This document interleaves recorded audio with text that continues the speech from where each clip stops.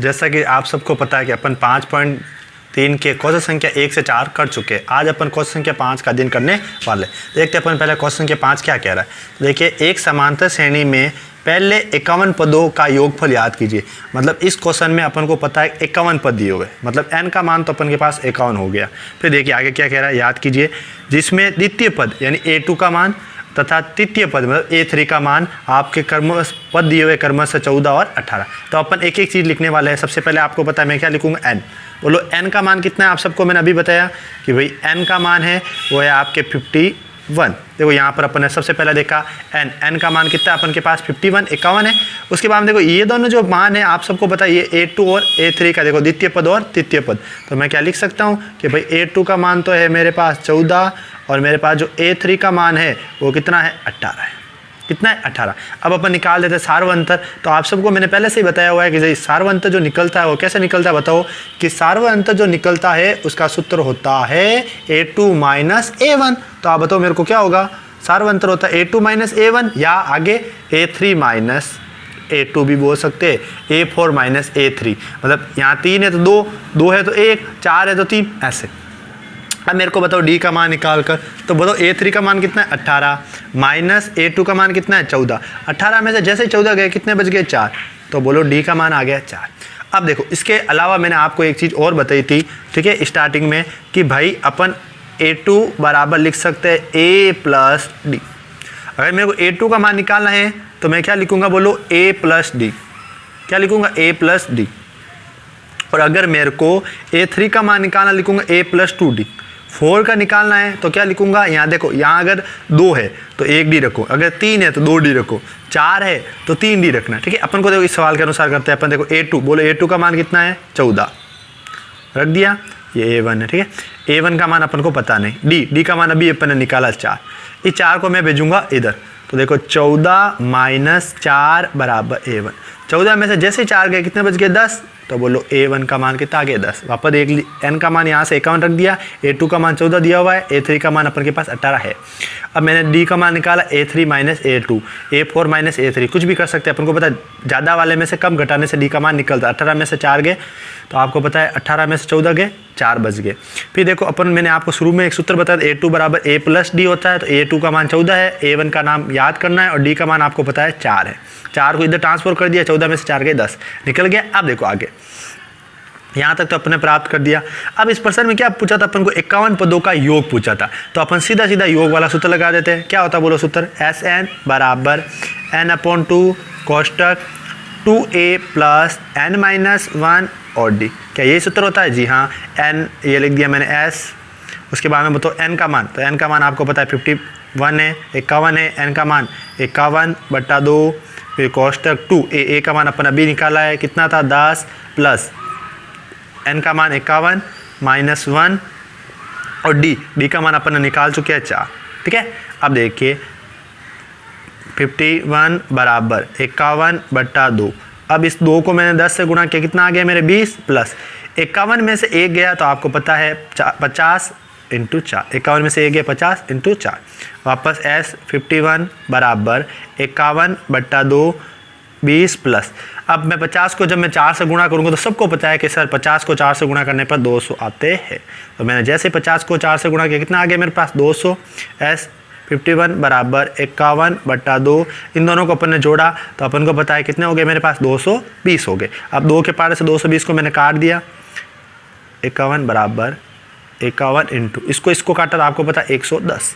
अब इसको जब मैं इससे गुणा करूँगा तो आपको पता है यहाँ तो देखो सीधा 55 हो रही है। तो ये तो 55 और पीछे क्या लग जाएगा आपके 0। तो अपन क्या लिख सकते हैं, 55 एक हाथ से लग जाएगी 56, तो अपन लिख देंगे 56 और पीछे लिख देंगे अपन 0। ठीक है, तो ये हो गया अपन के 5600। अगर आपको समझ में नहीं आया तो गुणा करना है, बस मैंने सीधा गुणा करके आपको लिख दिया। ठीक है, अब देखिए अगला क्वेश्चन है अपन का 6ठा। ये तो हो गया 5वां, चाहो तो आराम से स्क्रीनशॉट ले सकते हो। फिर अगला क्वेश्चन है अपन क्वेश्चन संख्या 6। अब देखिए अगला क्वेश्चन संख्या 6 क्या कह रहा है, किसी समांतर श्रेणी का प्रथम पद मतलब a1 का मान अपन को दिया। तो आराम से देखो, थोड़ा सा प्रश्न पढ़ो और लिखो। a1 प्रथम और अंतिम पद क्या है 17 और 350 है। तो बोलो a1 का मान कितना हो गया आपके पास 17। कितना हो गया अपन के पास 17। फिर बोलो अपन के पास देखो अंतिम पद मतलब an अंतिम पद उसका मान कितना है 350, जो दिया हुआ है ना उसको हाथों हाथ लिख दिया करो। फिर देखो यदि सार्वअंतर कितना है 9, तो सार्वअंतर मतलब क्या होता है डी बराबर कितना है 9। फिर क्या पूछा देखो, तो समांतर श्रेणी में पदों की संख्या याद कीजिए, मतलब एन याद करना है और कितनी है वो याद करनी और उनका योग क्या याद कीजिए, मतलब एस एन भी याद करना और एन भी याद करना है। तो देखो इस प्रश्न से अपन सबसे पहले एस एन और एन याद करेंगे। तो एन याद करने का देखो ये इससे आराम से याद कर सकते हो कि अंतिम पद है अपन के पास, इसलिए ए एन बराबर ए प्लस एन माइनस 1 और डी, ये वाला सूत्र लगेंगे क्योंकि अपन को पता है कि अपन के पास ए एन है, ए है और डी है, तो एन इससे याद होगा, उस बड़े वाले से इससे याद नहीं होगा। बड़े वाले में अपन को एस एन होगा तो याद होता है, लेकिन एस एन अपन के पास नहीं है।